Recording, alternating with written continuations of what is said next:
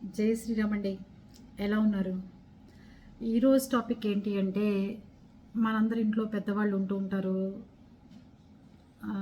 Age అయిపోయిన వాళ్ళు, అత్తగారులు, మామగారులు, అమ్మ, నాన్న, చిన్నపిల్లలు, పసిపిల్లలు. అలాంటి వాళ్ళందరికీ మనం ఏం చేస్తామంటే బయట నుంచి సర్వెంట్ని, పని మనుషుల్ని తెచ్చుకుని పెట్టుకుంటుంటాం. ఈ మధ్యకాలంలో ఏమొచ్చింది అంటే కంపెనీస్ ఒకటి వచ్చినాయి. ఆ కంపెనీ నుంచి పెట్టుకోండి, మీకు ఎలాంటి ఇబ్బంది కలగకుండా, మీకు మనిషి వద్దు, ఈ మనిషి వల్ల మాకు ఇబ్బంది అనగానే ఆ మనిషి ఉండగానే ఇంకో మనిషిని తీసుకొచ్చి మేము పెట్టేస్తాం, ఎలాంటి ఇబ్బంది జరగనివ్వం, ప్రతిదానికి మాదే రెస్పాన్సిబిలిటీ అని చెప్పి కొన్ని కంపెనీస్, కొన్ని యాప్స్ వచ్చినాయి. దాని గురించి నేనేం చెప్తాను అంటే, మొన్న రీసెంట్గా మా ఫ్రెండ్ వాళ్ళ అత్తగారి ఇంటిలో ఒక విషయం జరిగింది. ఏమిటి అంటే, వాళ్ళ అత్తగారుకి ఒంట్లో బాగుండకపోతే పని అమ్మాయిని పెట్టుకున్నారు. ఆవిడ కొంచెం బెడ్ రెడీ మనిషి, లేవగలరు, కూర్చోపెడితే భోజనం చేయగలరు. అలాంటి మనిషికి ఒక పని మనిషిని పెట్టుకుంటే మా ఫ్రెండు యాపిల్ ఒకటి, జామకాయ ఒకటి ఇచ్చింది. మా అత్తగారికి పెట్టు, ఫ్రూట్స్ పెట్టు అని. జామకాయ వాళ్ళ అత్తగారికి పెట్టి యాపిల్ తీసుకెళ్ళి పనమ్మాయి తినేసింది. వెంటనే వాళ్ళ అత్తగారు, నాకు ఫ్రూట్స్ సరిపోలేదు, మళ్ళీ పంపించి ఏదైనా ఫ్రూట్ ఉంటే కనుక అంటే, పనమ్మాయి కిందకు వచ్చింది. కింద పైన ఉంటారు అత్తగారును కోడలు. డూప్లెక్స్ హౌసు, కింద అత్తగారు ఉంటారు, కింద కోడలు ఉంటుంది, పైన అత్తగారు ఉంటారు. అన్నీ వాడుకుంటూ ఉంటారు కదా ఇలాగ రూమ్స్ అంటే. పనమ్మాయి కిందకి రాగానే ఏం జరిగింది అని అడగంగానే, ఇలా ఫ్రూట్స్ కావాలని అడుగుతున్నారండి అత్తయ్య గారు అని. అదేంటి ఇందాకే పెట్టాను యాపిల్ అంటే, యాపిల్ నేను తినేసి జామకాయ ఆవిడకి పెట్టానండి. అది తినేదానికి ఏమంటాం చెప్పండి మనం. సరే అని చెప్పి మళ్ళీ కోసి ఆవిడకి పెట్టు అని చెప్పి పంపించడం జరిగింది. తర్వాత రాత్రికి ఈ పనమ్మాయికి సీరియల్ తీసే టైం అయిపోయింది. ఆవిడ డైనింగ్ టేబుల్ మించి రావట్లేదు, ఎక్కువసేపు కూర్చుంటుంది డైనింగ్ టేబుల్ దగ్గర. ఆవిడ బాగా గబగబా కలుపుకోలేరు, నిదానంగా ఉంటారు. పెద్ద ఆవిడ అయిపోయి 75-80 ఏళ్ళు వచ్చిన ఆవిడ. తింటున్న కంచం అమాంతం లాగేసింది వెనక్కి పనమ్మాయి. అది వీళ్ళు సీసీ కెమెరాలో వాళ్ళ కోడలు చుట్టడం జరిగింది. కింద నుంచి ఫోన్ చేసి పైకి కిందకి రా ముందు అర్జెంటుగా అంటే, వస్తే ఏంటి కంచం లాగేస్తావు అంటే, అన్సేపు తింటుందండి, నన్ను ఇబ్బంది పెడుతుంది, అందుకే తీసేసాను.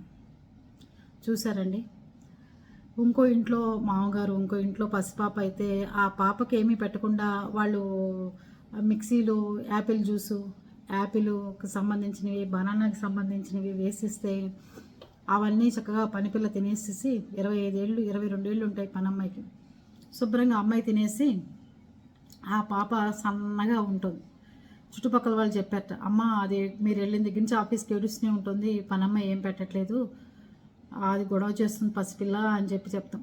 ఈ రోజుల్లో ఇద్దరు ఉద్యోగస్తులు, హడావిళ్ళు, బిజీ లైఫ్, చక్కగా డబ్బు సంపాదించుకుంటున్నాం కదా, ఇద్దరు ఉద్యోగాలు చేస్తున్నామని సర్వెంట్లను పెట్టుకుంటే వాళ్ళు పెట్టే ఇబ్బందులు ఇంత అంత కాదండి. ఇంకో ఇంట్లో మామగారిని పైన ఉంటారు, ఇట్లాగే కొడుకు కోడలు కింద ఉంటే ఆ మామగారిని విషయంలో కూడా ఈ పనివాళ్ళు చాలా రాక్షసత్వంగా పనిచేయటం, ఇబ్బంది కలిగించడం ఇలా చేస్తున్నారు. ఇంకోళ్ళు తండ్రి దగ్గర పెట్టారు ఒక ఆవిడ.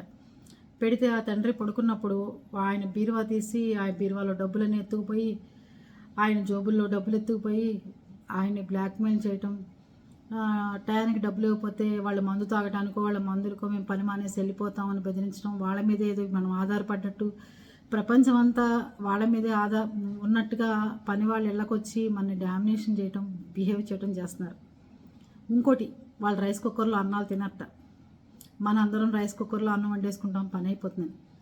మాకు విడిగా వండి గంజి వార్చి అన్నం పెడితే పెట్టండి, లేకపోతే మేము పని మానేసి వెళ్ళిపోతామని బెదిరిస్తున్నారు. టయానికి టిఫిను, రోజుకొక రకం టిఫిను, రోజుకొక రకం జ్యూసు, రోజుకొక రకం కూరలు, ఇన్ని పెడితే నెలకి 20,000 రూపాయలు జీతం ఇస్తే ఏసీల్లో కూర్చుని టీవీలు చూస్తూ వాళ్ళ ఓనర్ సెల్ ఫోన్లే వాడుకుంటూ, అవసరమైతే ఆ ఫోన్లోంచే వాళ్ళ అకౌంట్లోకి ఫోన్ బిల్లులు, ఫోన్ పేలు చేసుకుంటూ, ఈ రకంగా ఇంటికొచ్చిన పని వాళ్ళు మేకే కూర్చుంటున్నారు.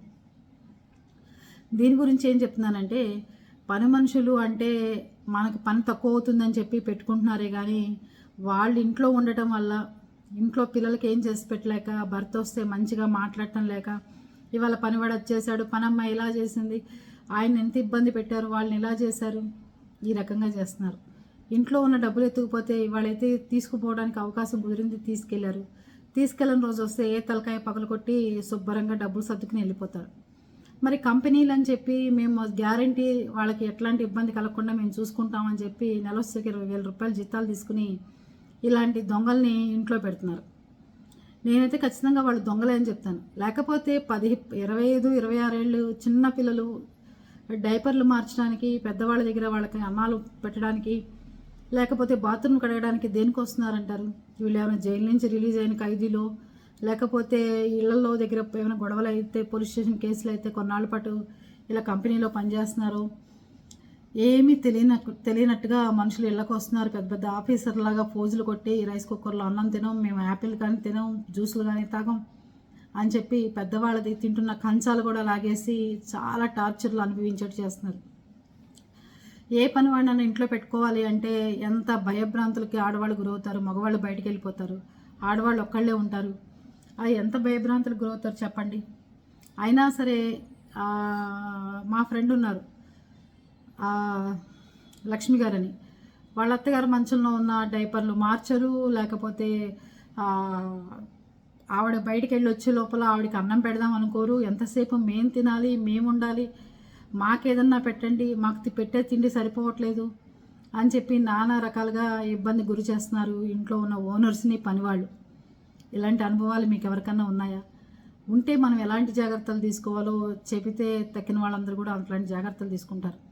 ఎంత బీరువాళ్ళకి తాళాలు వేసుకున్నా ఇంట్లో ఎక్కడొక్కడ మనం పక్కింటి వాళ్ళు, ఎదురింటి వాళ్ళు వచ్చారని మాట్లాడటానికి వెళ్ళేసరికి వాళ్ళు ఆ బీరువాళ్ళ తాళాలు తీసేసి లోపల ఉన్న డబ్బులు తీసుకుని శుభ్రంగా ఎంజాయ్ చేస్తున్నారు.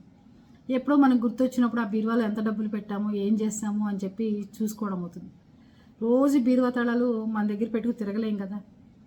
ఇలాంటి సిచ్యువేషన్స్లో పని వాళ్ళని ఇళ్లలో పెట్టుకుని భయభ్రాంతులకు గురవుతున్నారు ఆడవాళ్ళు. మగవాళ్ళు తేలిగ్గా చెప్తారు, మీరు చేయకపోతే మానేయండి, నేను మనిషిని పెట్టి చేయించుకుంటాను, లేకపోతే మీరు రోజు ఇదొకట మీరు చెప్పే సోదా, లేకపోతే అనాథాశ్రమంలో చేర్పించండి, ఇవన్నీ చెప్తుంటారు.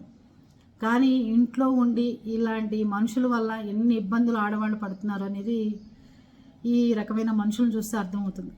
పసిపిల్లకి అన్నం పెట్టమంటే అన్నం పెట్టకుండా వాళ్ళే తినేసి ఆ పిల్లని సీరియల్ టయానికి సోఫాలో ఎత్తిపడేయటం, ఇవన్నీ కెమెరాలో రికార్డులు అయ్యి వాళ్ళు గొడవ చేసి ఆ కంపెనీ వాళ్ళని పిలిపిస్తే రోజు పాప ఎక్కువ ఏడుస్తుందటండి, ఎత్తుకోలేకపోతుందట, అందుకే అలా చేయాల్సి వచ్చింది అని చెప్పి కంపెనీ వాడు వచ్చి సలహా చెప్తున్నాడు.